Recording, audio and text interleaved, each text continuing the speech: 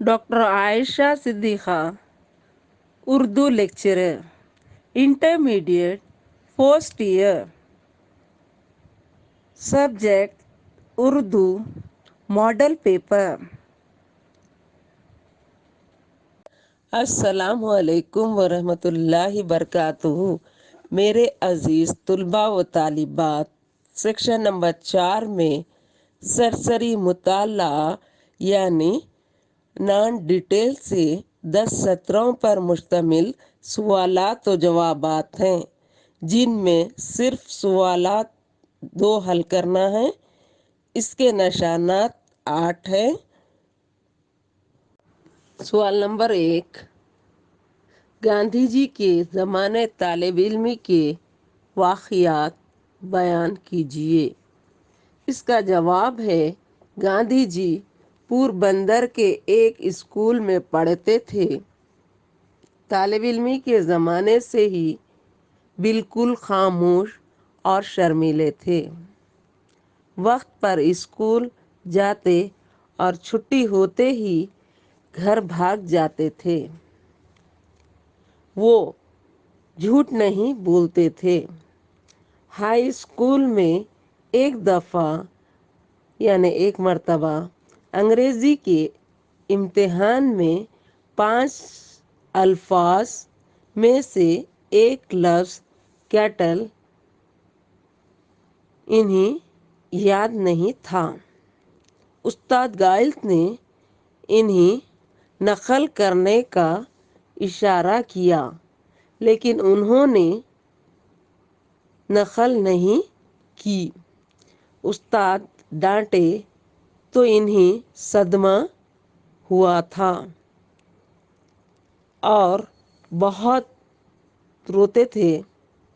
بچپن میں انہیں کھیل ناپسند تھا، البتہ کھلی فضا میں ٹہلتے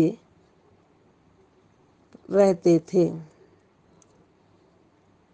سوال نمبر 2، انار کے 14 دانے کس نے کس کو کھلائے؟ اس سے متعلق واقعہ بیان کیجیے۔ اس کا جواب ہے، افسانہ انار کے 14 دانے میں محی الدین قادری زور نے دکن کے بادشاہ ابوالحسن تاناشاہ کی زندگی کا ایک واقعہ بیان کیا ہے، جس میں اس کے مرشد حضرت شاہ راجو خطال اپنے ایک شاگرد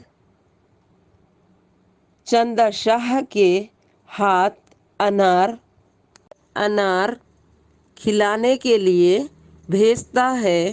چندہ شاہ دراصل بادشاہ کا لنگوٹی یار بھی ہے۔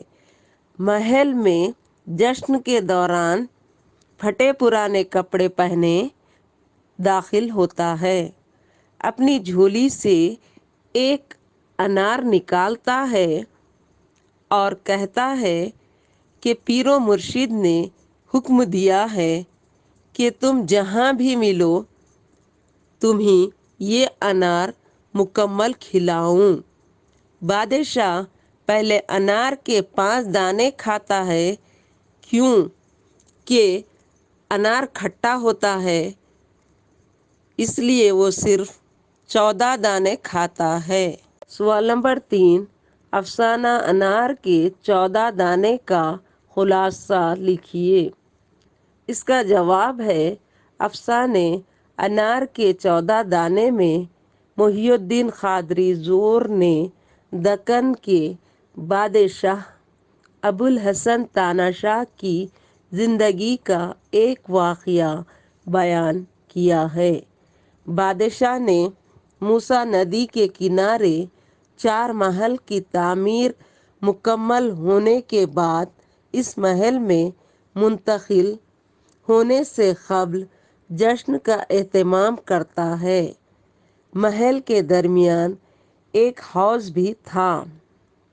بادشاہ کشتی میں بیٹھا ہی تھا کہ اسے اپنے لنگوٹی یار دوست چندہ شاہ کی آواز سنائی دیتی ہے۔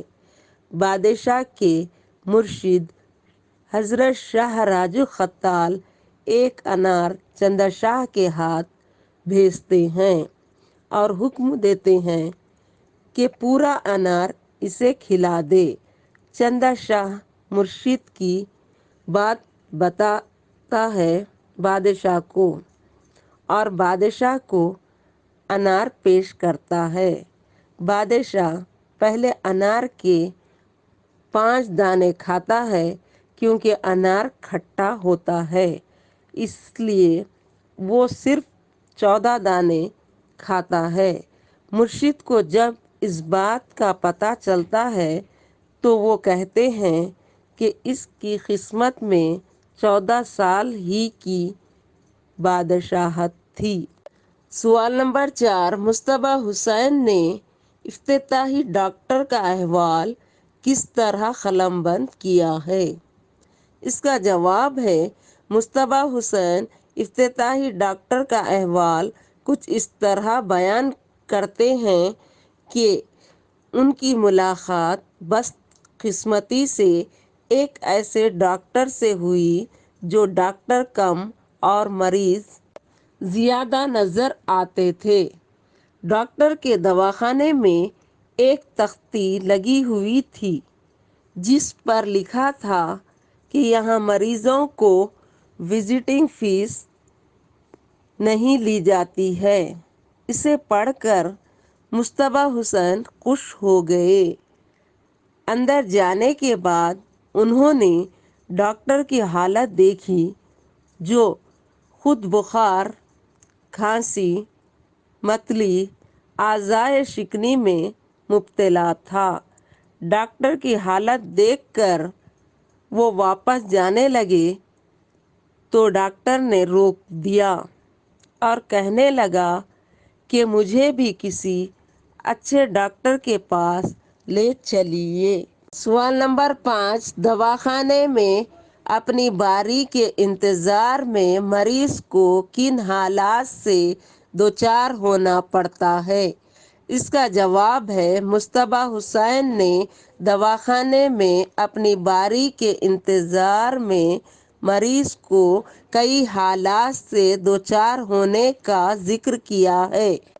صبح جب ڈاکٹر کے پاس جاتے ہیں تب صرف کھانسی ہوتی ہے، لیکن اپنی باری آنے تک رفتہ رفتہ انتظار کا سلسلہ بڑھتا ہے اور جسم میں حرارت بڑھتی جاتی ہے اور مرض کی کیفیت اس قدر بڑھ جاتی ہے کہ ہم خود اپنا حال بیان نہیں کر پاتے ہیں۔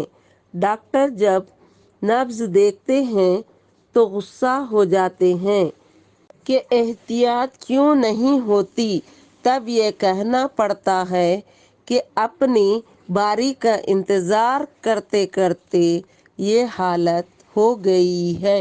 سوال نمبر 6، ناز اٹھانے کو ہم رہ گئے ڈاکٹروں کے کا خلاصہ اپنے الفاظ میں لکھیے۔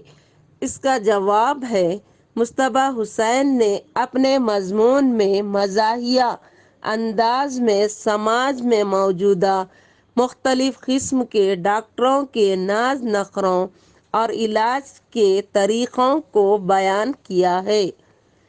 وہ ان ڈاکٹروں کے حق میں دعا کرتے ہیں جو ان کا علاج کرتے کرتے اس دنیا سے رخصت ہو گئے ہیں۔ جس طرح ڈاکٹر مریض کی نبض دیکھ کر بیماری بتلاتا ہے، اسی طرح یہ بھی ڈاکٹر کی نبض دیکھ کر بتا سکتے ہیں کہ وہ کتنی فیس لے گا۔ ڈاکٹر کے انتظار میں مریض کو مزید کئی بیماریاں ہو جاتی ہیں۔ مریضوں کے ہجوم سے کبھی کبھی ڈاکٹر کسی اور مریض کا نسخہ کسی اور مریض کو دے دیتے ہیں۔ ڈاکٹر اتنی دوائیں لکھتے ہیں جنہیں خریدنے کے لیے اگر ڈاکٹر ہی پیسے دیتے تو اچھا ہوتا۔ ڈاکٹروں کے ان نخروں سے بیزار ہو کر مصطفی حسین نے ایک فیملی ڈاکٹر کو رکھ لیا ہے جسے اپنی اولاد کی طرح دیکھ بھال کر رہے ہیں۔